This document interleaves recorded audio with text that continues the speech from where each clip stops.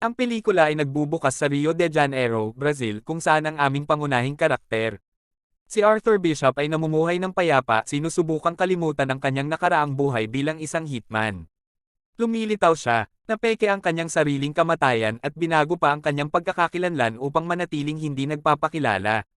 Nakatira si Arthur sa isang yate sa isang magandang lugar ng turista sa tabi ng dagat. Bawat umaga nagising siya, umiinom ng kape habang pinapatugtog ang paborito niyang musika at pagkatapos ay lumabas para sa alog. Bilang pag-iingat, nag-set up siya ng bomba sa bangka para mapigilan ang mga potensyal na magnanakaw. Isang araw pumunta si Arthur sa isang pamilyar na restaurant na may tanawin ng dagat kung saan kilala siya ng lahat. Ngunit sa sandaling umupo siya sa kanyang upuan, isang random na babae na nagngangalang Renee ang lumapit sa kanya na sinasabing matagal na niya itong hinahanap.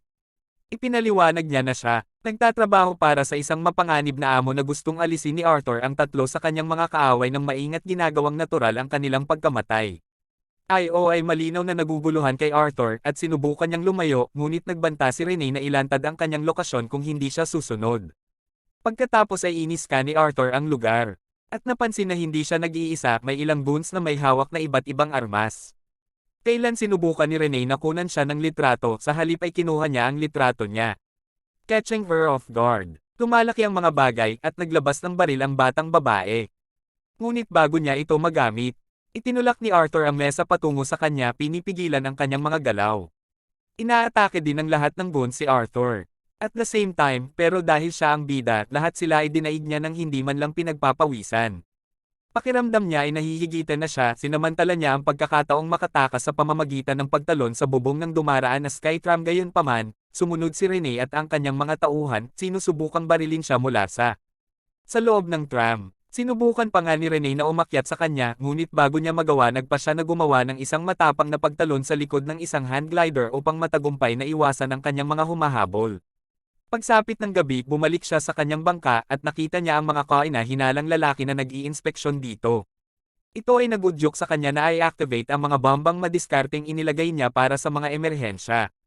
Ang resulta, ang mamahaling yate ay sumabog at ang mga banta ay agad na pinapatay.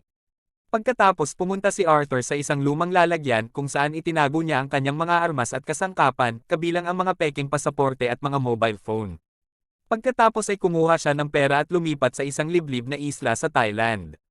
Doon, muli niyang nakasama ang kanyang kaibigan, si May, na mapagbigay na nagpapahintulot sa kanya manatili sa kanyang lumang kubo na hindi nagalaw mula ng maraming taon.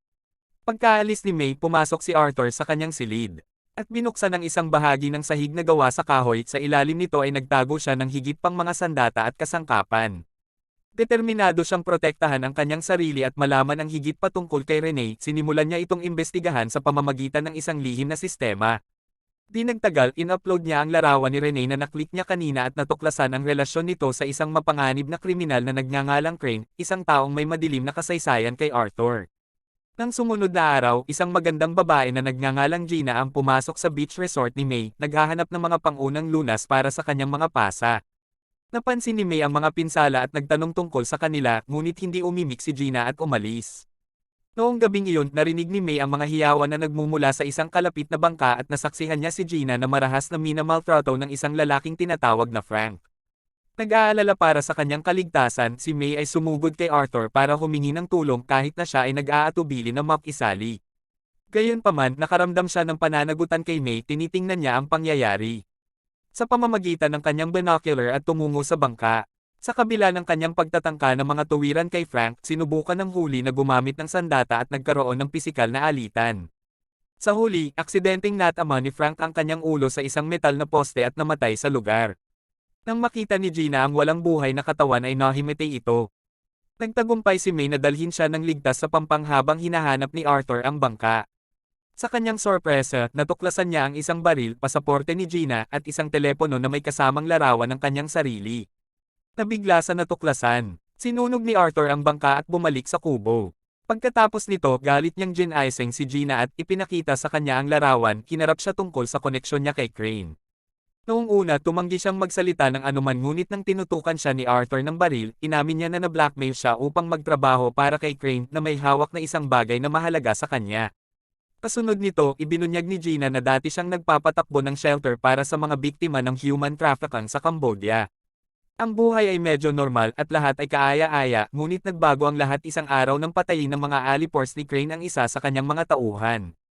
Pagkatapos ay pinilit nila si Gina na tanggapin ang misyon at nagbanta na sasaktan ang mga batang nasa ilalim ng kanyang pangangalaga. Kinabukasan, napansin ni Arthur ang isang bangka sa malapit na may ilang lalaking nagmamasid sa baybayin. Inala niya na dapat silang ipadala ni Crane para mabantayan ang misyon ni Gina. Para palayasin sila, nagpanggap sina Arthur at Gina na mag-asawa sa pamamagitan ng pagsasagawa ng mga tradisyonal na kaugalian ng Thai. Habang umuusad ang gabi, humingi ng paumanhin si Gina kay Arthur sa pagkakasali nito sa kanyang mapanganib. Suliranin. Kasabay nito, ibinahagi ni Arthur ang kanyang sariling masakit na kasaysayan na nagpapakita na siya ay minsan isang ulila na ipinagbili sa isang gangster na nagsanay ng mga batang sundalo. Binanggit niya na kasama niya si Crane noong madilim na mga panahong iyon at napakalapit nila sa isa't isa. Gayunpaman, kapag ang takbo ay naging mahirap, tumakas si Arthur na iwan ang kaibigan. Naniniwala si Arthur na ito ang dahilan kung bakit si Crane ay sinusubukang maghiganti laban sa kanya. Habang ang dalawa ay patuloy na nagbabahagi ng kanilang mga kwento sa buhay, ang kanilang samahan ay lumalakas at sila ay nagtatapos sa gabing magkasama. Matapos tiyakin kay Gina ang kanyang kaligtasan, isiniwalat ni Arthur ang kanyang planong pabagsakin si Crane at nangakong hindi niya gagawin ang 3 pagpatay gaya ng hinihiling. Sa halip, balak niyang alisin mismo si Crane. Sa isang taos-pusong kilos, ibinigay niya kay Gina ang relo ng kanyang ama, isang mahalagang alaala mula sa kanyang nakaraan at hiniling sa kanya na alagaan ito hanggang sa siya ay bumalik. Gayunpaman, biglang napalitan ang kanilang mga plano nang biglang dumating ang isang grupo ng mga pulis sa dalampasigan at ang isa sa kanila ay kinilalang lalaki ni Crane. Sinubukan ni Arthur na labanan sila, ngunit sa pagkakataong ito, natalo siya at kalaunan ay dinukot si Gina. Upang mailigtas siya, pumayag siyang makipagkita kay Crane at sa wakas ay magkaharap na sila pagkatapos ng lahat ng mga taon na ito. Binigyan ng masamang tao si Arthur ng nakakatakot na ultimatum para palayain si Gina, kailangan niyang magsagawa ng 3 pagpatay habang ginagawa itong natural. Ang unang target ay si Krill, isang kilalang nagbebenta ng armas na nakakulong sa Malaysia sa ilalim ng mahigpit na seguridad. Upang maghanda, kumuha si Arthur ng mga pampasabog na itinago bilang chewing gum, shark repellent sa isang balat na lata at isang nakatagong kapsula sa isang sigarilyo. Gumagawa din siya ng peking ID at nagpanggap na isang wanted na kriminal. Pagkatapos, habang naglalakad siya sa mga lansangan ng Malaysia, dinala siya ng mga pulis sa kustodiya at ipinakulong. Sa sandaling nasa loob ng kulungan ng Malaysia, tinipon ni Arthur ang impormasyon tungkol kay Krill at natuklasan na ang kanyang mga Alipors ay patuloy na nililiman siya dahil sa maraming pagbabanta sa kanyang buhay. Si Arthur ay matalinong nagnakaw ay kutsilyo mula sa isang bilanggo sa oras ng tanghalian at mamaya ay namagitan kapag sinubukan ng isang dating Alipors pumatay kay Krill, iniligtas ang kanyang buhay. Palibhas ay humanga sa kanyang mga kilos, inanyayahan siya ni Krill na maghapunan na pumayag na iwanan ang kanyang mga tauhan sa labas. Sinamantala ni Arthur ng husto ang pagkakataong ito at pinaandar si Krill. Pagkatapos ay itinatanghal niya ang buong bagay na parang ginawa ng lalaki ang hindi maisip. Upang makatakas, ginulo ni Arthur ang mga tauhan ni Krill na sinasabi sa kanila na huwag istorbohin si Krill habang siya ay nagdarasal. Siya pagkatapos ay iyon ang alarma sa seguridad at lumikha ng isang butas sa pader ng bilangguan na may sumasabog na gum na dinala niya.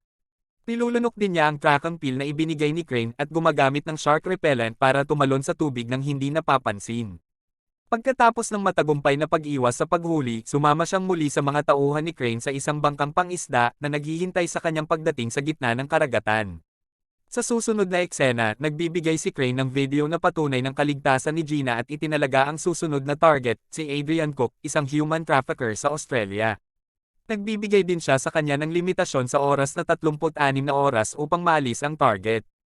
Nang hindi nag-aaksaya ng anumang oras, nagsasagawa si Arthur ng masusing pagsubaybay at nalaman na ang penthouse ni Cook ay lubos na pinatibay, maliban sa isang cantilever pool na umaabot sa mga lansangan. Pagkatapos ay gumawa si Arthur ng isang plano upang makalusot sa penthouse ni Cook mula sa ibaba. Para dito, itinago niya ang kanyang sarili bilang isang milyonaryo at nag-schedule ng isang pulong sa realtor ng gusali. Nagkunwari si Arthur na interesado siyang bumili ng apartment na nasa ibaba mismo ng penthouse ni Cook. At kapag naabala ang realtor, gumagawa siya ng kopya ng mga susi. Nang sumunod na araw, nakabalat kayo bilang isang profesional na technician, nagtakda si Arthur sa kanyang misyon. Gamit ang kanyang duplicate na susi, nakakuha siya ng access sa apartment na ipinakita sa kanya ng realtor kanina at nagbukas ng glass shield para umakyat sa swimming pool. Hindi nagtagal, umabot siya sa ilalim ng pool, nag-drill ng isang butas at nag-set up ng isang espesyal na paputok doon. Kasabay nito, tumalon si Cook sa pool para sa kanyang regular na paglangoy. Bigla niyang nakita si Arthur, ngunit bago siya makatawag ng tulong, nabasag ang salamin na humantong sa kanyang pagkamatay. Samantala, nasaksihan ni Crane ang insidente sa balita at ngumiti, pinahahalagahan ang henyo ni Arthur. Nang maglaon sa isang video call, matalinong binibigyan ni Gina si Arthur ng impormasyon tungkol sa numero ng katawan ng bangka kung saan siya nakuhanan sa pamamagitan ng pagpoposisyon sa sarili malapit sa isang bintana. Ang huli ay tumawag sa kumpanya ng bangka at sinusubaybayan ang lokasyon nito gamit ang numero. Matapos makuha ang eksaktong lokasyon, umarkila siya ng helicopter at lumipad doon, dala ang isang bag ng kagamitan. Sa sumunod na eksena, palihim na pumasok si Arthur sa bangka at isa-isang pinatay ang mga tanod. Gayunpaman, huli siyang nahuli habang sinusubukang iligtas si Gina. Pagkaraan ng ilang sandali, nagpakita si Crane at binabalaan siya na huwag na itong subukang muli. Kung gagawin niya, agad na babarilan si Gina. Susunod, itinalaga kay Arthur ang kanyang huling target, si Max Adams, isang Amerikanong nagbebenta ng armas na may kuta na binabantayan ng husto. Pagkatapos ng kaunting paghahanap, natuklasan ng ating bayani na ginagamit ni Crane ang mga pagpatay na ito para alisin ang kanyang kompetisyon sa kalakalan ng armas, na nag-udyok kay Arthur na magkaroon ng mga pagdududa tungkol sa misyon. Gayunpaman, nagpapatuloy siya sa kanyang plano. Binaril ni Arthur ang isa sa mga bantay ni Adams mula sa malayo, pagkatapos ay nagtago sa isang emergency helicopter upang marating ang kuta ni Adams. Sa loob, dinidisable niya ang mga security camera na may jammer at mahusay niyang binababa ang mga bantay. Habang nasa mataas na alerto ang gusali, inihatid si Adams sa kanyang panic room, ngunit naantala sila ni Arthur dahil sa mga malfunctions ng elevator. Nakapagtataka, nang makarating si Adams sa kanyang silid ay nasa loob na si Arthur, naghihintay sa kanya. Ngunit sa halip na patayin siya kaagad, iminungkahi ni Arthur ang isang alyansa upang pabagsakin si Crane. Kahit papaano ay nakumbinsi niya si Adams na makipagtulungan at sinimulan nila ang kanilang plano sa pamamagitan ng peking kamatayan. Makalipas ang ilang oras, habang sinusuri ni Adams ang kanyang mga submarino, isang mahusay na binalak na bomba ang sumabog doon, dahilan para malunod siya. Sa kabutihang palad, si Arthur ay handa sa ilalim ng tubig at siya ay mabilis na dumating. Pagligtas ni Adams. Sa pagbabahagi ng tangke ng oxygen, ligtas niyang ginabayan siya palayo sa pagsabog patungo sa pinakamalapit na beach. Samantala, nasaksihan ni Crane ang insidente sa telebisyon at idineklara ng mga balita na inilibing si Adams sa ilalim ng tubig dahil sa pagsabog. Kasunod nito, nakipag-ugnayan si Arthur kay Crane sa telepono na inaangkin ang responsibilidad para sa ikatlong pagpatay. Gayunpaman, nananatiling nagdududa si Crane hanggang sa makita niya ang konkretong ebidensya ng pagkamatay ni Adams at humiling na makita muna ang bangkay ng kanyang target. Bilang tugon, hinimok ni Arthur si Crane na bisitahin ang submarino ni Adam at hanapin ang kanyang bangkay doon. Sabik na kumpirmahin ang pagpatay, inutusan ni Crane ang kanyang mga tauhan na hanapin ang katawan ni Adams at alagaan si Arthur minsan at magpakailanman. Ngunit bago sila makarating sa nasabing lokasyon, nag-set up si Arthur ng serye ng mga lethal traps. Habang isa-isang bumababa ang mga alipores ni Crane, nakita nila ang kanilang mga sarili na nahuhulog sa tusong inilatag ng mga bitag o nagiging biktima ng palihim na paglapit ni Arthur. Sa bawat lumilipas na sandali, lalong nababatid ni Crane na malaking banta si Arthur sa kanyang mga plano. Napagtatanto na siya ang susunod na target, ginamit ni Crane si Gina bilang pain, inilagay siya sa labas sa bangka upang akitin si Arthur. Habang papalapit ang ating bida sa ilalim ng tubig, napansin niya si Gina na nakatayo malapit sa helipad. Pagkatapos ay naglunsad siya ng walang awa na pag-atake sa mga gwardya ni Crane, pinatay sila ng paisa-isa. Sinubukan din ni Gina na tumulong ngunit nasugatan sa scuffle. Nang makita ito, mabilis siyang inilagay ni Arthur sa isang emergency release pod para matiyak ang kanyang kaligtasan.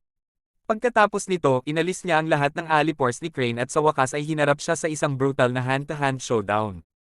Napagtatanto na ang lahat ng kanyang mga tauhan ay patay na, mabilis na isinaaktibo ni Crane ang bomba sa bangka. Kasunod nito, nagkaroon ng tensyon sa pagitan ng dalawa ngunit mabilis na nagtagumpay si Arthur at itinali si Crane sa bangka gamit ang isang kadena ng anchor. Gayunpaman, pagkatapos lamang ng ilang segundo, sumabog ang bangka na tila pinapatay silang dalawa. Mula sa malayo, nagmamasid si Gina sa kawalan ng pag-asa na naniniwalang isinakripisyo ni Arthur ang kanyang sarili upang ibagsak si Crane. Nalungkot, bumalik siya sa Cambodia kasama ang mga bata, naghahanap ng aliw sa kanyang trabaho. Ang mga araw ay naging buwan at nakamove on na si Gina sa pangyayari. Ngunit isang umaga, biglang sumulpot si Arthur. Mukhang maayos naman siya, nagulat si Gina. Samantala, sinisiyasat ni Adams ang mga labi ng bangka ni Crane at inalis ang mapanlikha plano na nagbigay daan sa pagtakas ni Arthur. Nakakita siya ng video na ebidensya ng isang diving bell, isang silid na naglalaman ng nakulong na hangin na nagpapahintulot kay Arthur na makaligtas sa pagsabog. Umanga sa kanyang pagiging maparaan, nagpasya si Adams na tanggalin ang footage ng seguridad upang mapangalagaan ang kinabukasan ni Arthur.